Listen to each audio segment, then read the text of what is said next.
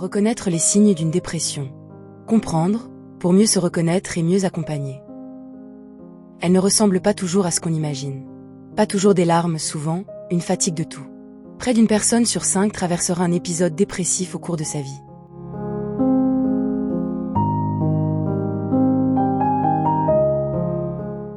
Et pourtant, elle passe souvent inaperçue, parce qu'on ne sait pas toujours quoi regarder.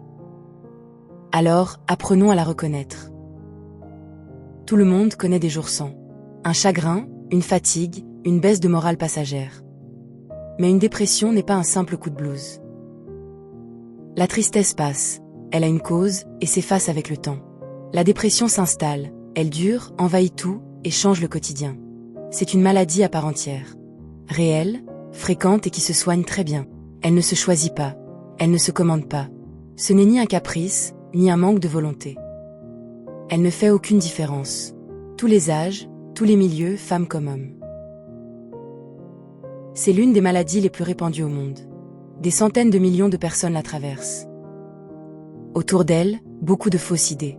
Démêlons le vrai du faux. Idée reçue, il suffit de se secouer. Faux, on ne sort pas d'une dépression par la seule volonté. Idée reçue, c'est juste de la fatigue. Faux, c'est un trouble qui dure et qui se traite. Idée reçue, les hommes ne dépriment pas. Faux, ils en parlent moins, pas qu'ils en souffrent moins. Idée reçue, en parler, c'est l'aggraver. Faux, en parler est justement le premier pas vers le mieux. Idée reçue, il faut une raison pour ça. Faux, elle survient parfois sans cause apparente. Idée reçue, c'est pour toute la vie. Faux, la grande majorité des dépressions guérissent. Mais la vérité, c'est une maladie fréquente et sérieuse et dont on guérit. La dépression n'a jamais une seule cause. Elle naît de la rencontre de plusieurs facteurs. Une part biologique. Un déséquilibre dans la chimie du cerveau, parfois familial. Une part psychologique. Un tempérament, une histoire, un regard sur soi. Et des déclencheurs de vie. Un deuil, une rupture, un burn-out, un isolement, une maladie. Parfois, aucun déclencheur visible. Et c'est normal. Cela ne la rend pas moins réelle.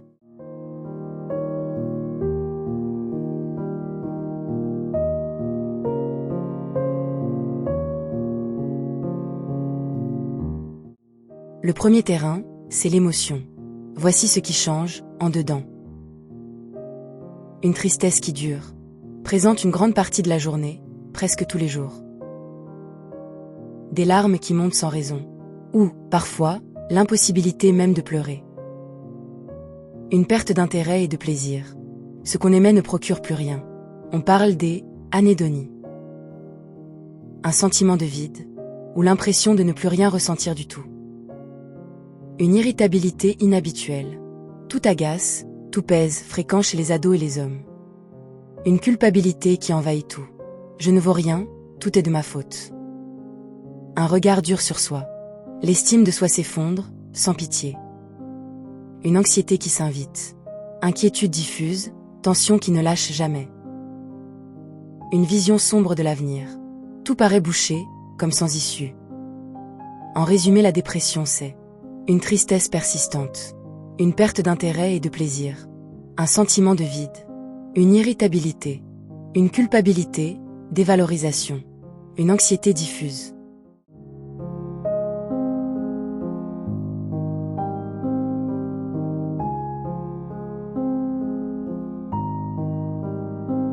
La dépression ne reste pas seulement dans la tête. Le corps, lui aussi, encaisse. Une fatigue qui ne passe pas, présente dès le réveil, même après nuit complète. Un sommeil déréglé, insomnie, réveil précoce ou un besoin de dormir sans fin. Un appétit bouleversé, qui disparaît ou s'emballe avec des variations de poids. Un corps au ralenti, gestes et paroles ralentis ou une agitation impossible à calmer. Des douleurs sans explication, maux de tête, de dos, de ventre que rien ne justifie. Le désir qui s'éteint. La libido en berne, le goût des choses qui s'effacent. Un corps plus vulnérable. On tombe malade plus souvent, on récupère plus lentement. Une fatigue constante. Un sommeil perturbé. Un appétit bouleversé. Un ralentissement ou une agitation. Des douleurs inexpliquées. Une perte de désir. Puis la dépression déborde. Sur les pensées et sur les gestes de tous les jours. Une concentration en miettes. Lire, suivre, décider, tout devient un effort épuisant. Une mémoire qui flanche.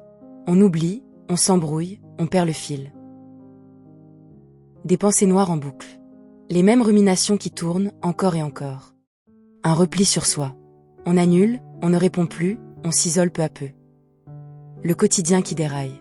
Soins de soi négligés, travail ou école qui décroche. Et l'envie qui disparaît. Même les petites choses demandent une montagne d'énergie. Des négligences du quotidien. Repas sautés, hygiène délaissée, factures oubliées. En résumé, voici les effets de la dépression dans votre tête. Une concentration difficile. Des troubles de la mémoire. Des ruminations négatives. Un isolement, retrait social. Une négligence de soi. Une perte d'élan et d'envie.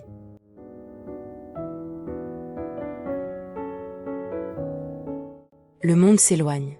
Peu à peu, on se retrouve seul. La dépression ne se montre pas toujours de la même façon. Selon les personnes, elle prend des visages différents. Chez l'adolescent, surtout l'irritabilité. Colère, repli, chute des notes, décrochage scolaire. Chez l'homme, souvent masqué. Prise de risque, alcool, travail à outrance, agressivité. Chez la personne âgée, d'abord le corps. Douleur, trouble de la mémoire parfois confondu avec l'âge. Et parfois, derrière un sourire. On peut sourire en public et sombrer en silence. Il n'existe pas une, mais plusieurs dépressions. En voici quelques formes à connaître. Après une naissance, la dépression postpartum. Bien au-delà du baby blues, elle touche de nombreux parents.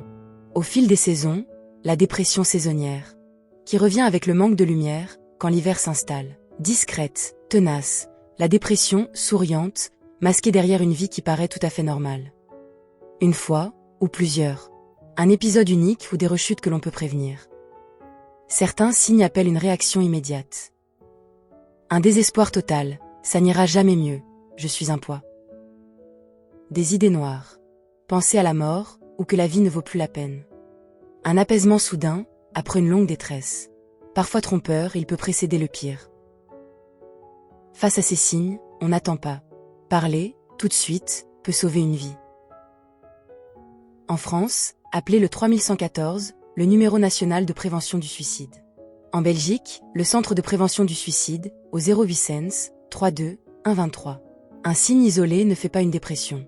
Nous traversons tous, parfois, l'un ou l'autre de ces moments. Ce qui compte, l'accumulation et la durée.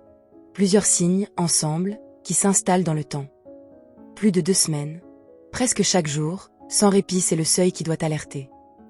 Et surtout, quand il change la vie de tous les jours. Quand vivre, simplement, demande un effort immense. Dans le doute, ne restez pas seul. Un professionnel saura poser les mots justes.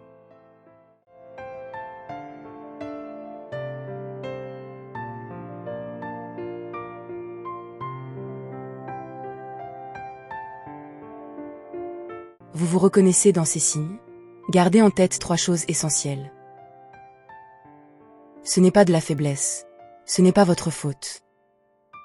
En parler est déjà un premier pas. À un proche de confiance, à votre médecin, un psychologue. Le premier réflexe, le médecin traitant. Il écoute, oriente et peut amorcer un suivi. En résumé, voici vers qui vous tournez. Le médecin traitant. Le psychologue, pour la parole et la thérapie. Le psychiatre, pour le diagnostic et le traitement. Les lignes d'écoute. Les proches de confiance. Et surtout, elles se soignent. Psychothérapie et traitement existent et ils fonctionnent. Un pas après l'autre. La guérison prend du temps, mais le chemin existe.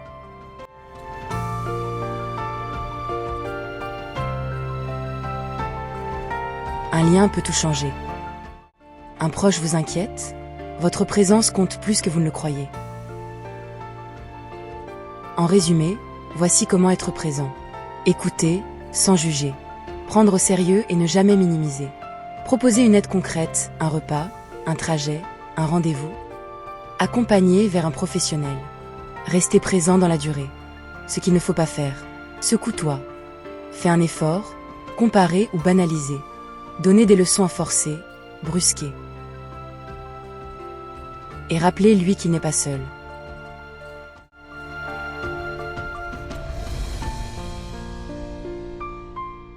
Après la nuit vient l'aube. Reconnaître les signes, c'est déjà tendre la main. Au moindre doute, parlez-en. C'est un acte de courage, jamais de faiblesse. La dépression se soigne, on en sort.